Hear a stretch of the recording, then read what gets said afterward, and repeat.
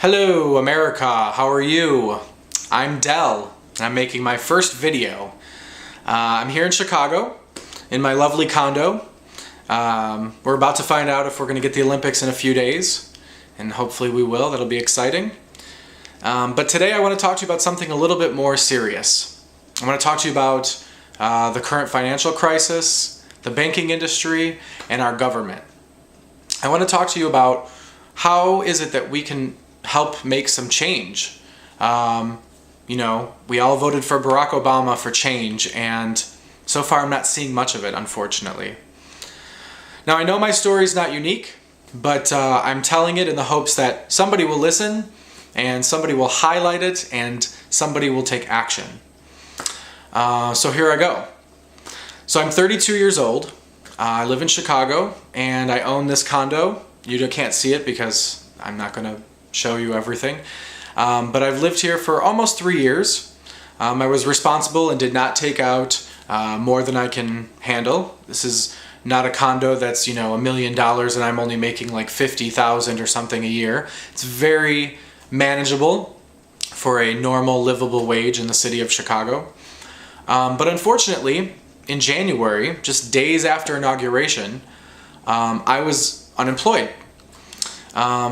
I had followed, luckily, Susie Orman's advice, and I had about 9 months of savings ready there to kind of keep me afloat until I found a new job. I was optimistic. I thought, no problem. I have a master's degree. I have plenty of experience. I speak a foreign language. Who wouldn't want to hire me, right? But unfortunately, like millions of other Americans, it's been much more difficult to find work. And here it is, September, and almost October, and I'm still unemployed, despite my best efforts. So my savings is almost depleted, and that's unfortunate because I may end up losing this condo very soon. But what's more important here, and what I really want to tell you about, is how I got here. In April, I started to get a little nervous about my situation and not finding a job, and I thought, just to cover all my bases, I am going to apply for one of those remodifications that the banks are offering after the legislation. I think it's the MHA, Making Homes Affordable legislation, that President Obama passed. And the bank, said, we'll do modifications for free, and talk to us. Don't stop paying your mortgage. Talk to us. We're willing to work with you. So I thought, okay, I want to, be ahead of this. I have an 800 plus credit score. I've never missed payments for anything, and I didn't want to screw up my credit if I could avoid that. So I went to the bank, started to apply thinking it would take a while, and it did. I applied in April, and I went through hoops after hoops after hoops of send us more information, or it's just going to be a couple more weeks, or now that we've waited so long we need updated information. And I can't tell you how many conversations I had with folks from Chase about when are you going to make a decision.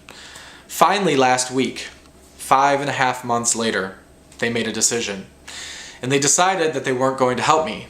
They decided that unemployment is not a qualifying reason. It's not considered a long-term issue.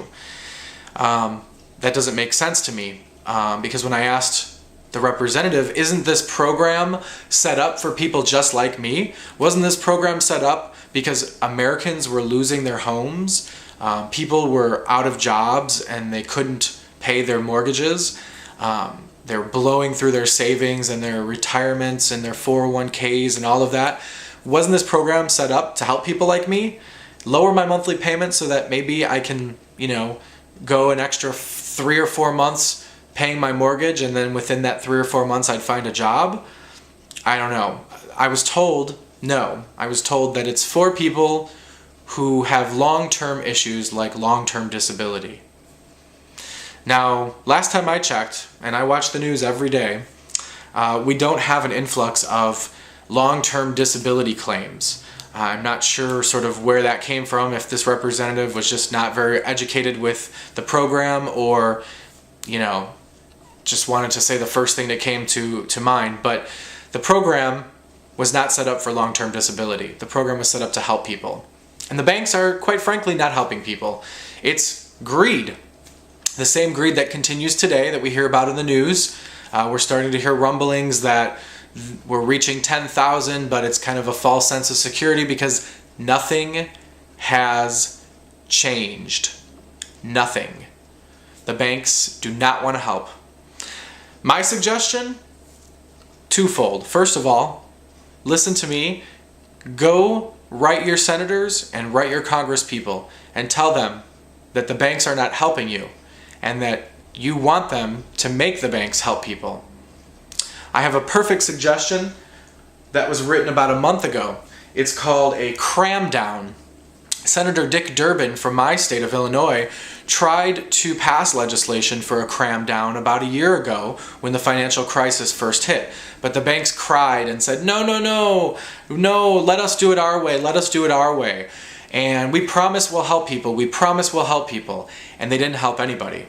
They're helping, I think the last time I read something was that out of the 6 months that this program has been out there, Chase in particular has helped 6% of the people who've applied.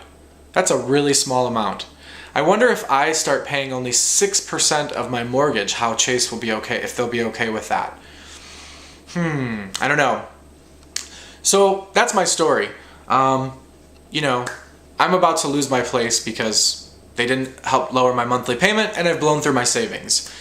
So, they want me to foreclose, they want me to screw up my credit, they're going to lose more money going through a foreclosure than they would have just helping me extend this a few months and hopefully find a job at that point.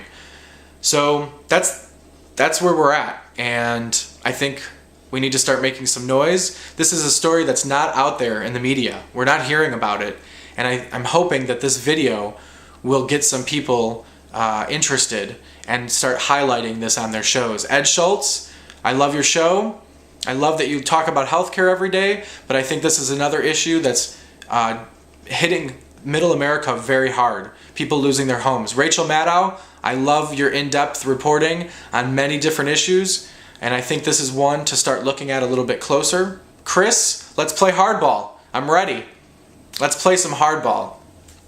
And anybody else out there in the media who wants to talk about this, I will come on and I will tell my story. I will explain what I've gone through with Chase, their answers, all of that. I'm ready.